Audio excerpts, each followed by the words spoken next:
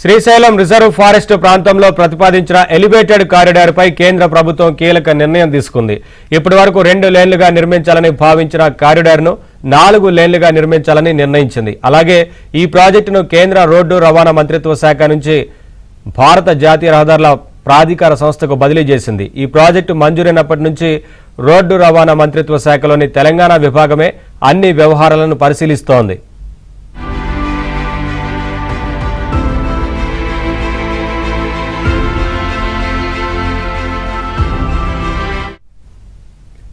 ఆమన్గల్, డిండి, అలాగే డిండి నుంచి elevated corridor ప్రారంభమయ్యే మన్ననూరు చెక్పోస్ట్ వరకు ఉన్న రోడ్లతో పాటు కారిడార్ అవతలి వైపు పనులన్నీ కూడా NHAI పరిధిలో ఉన్నాయి.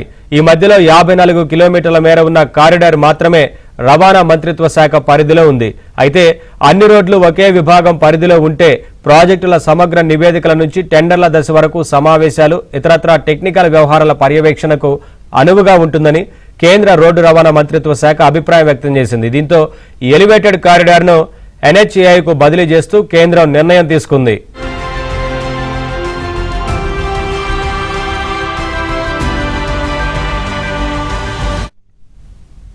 కారిడార్ను మొదట 2 లేన్లుగా నిర్మించి ఆ తర్వాత మరో 2 లేన్లతో కూడిన రోడ్డు వేస్తే ఎలా ఉంటుందన్న అంశం చర్చకొచ్చింది.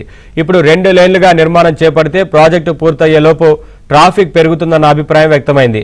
మరోసారి 2 లేన్లు నిర్మాణం చేపట్టాలంటే మళ్లీ టెండర్లు సహా ఇతరత్ర టెక్నికల్ అంశాలపై చర్చించి నిర్ణయాలు తీసుకోవాల్సి ఉంటుందని, ఒకేసారి 4 లేన్లతో నిర్మాణం చేపడితే భవిష్యత్తులో ఎలాంటి ఇబ్బంది ఉండదన్న అభిప్రాయాలు వ్యక్తమయ్యాయి.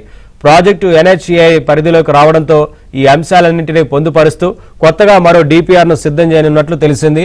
కారిడార్ నిర్మాణంతో దాదాపు 2 లక్షల చెట్లపై ప్రభావం పడుతుందని ప్రాథమికంగా తేలినట్లు సమాచారం.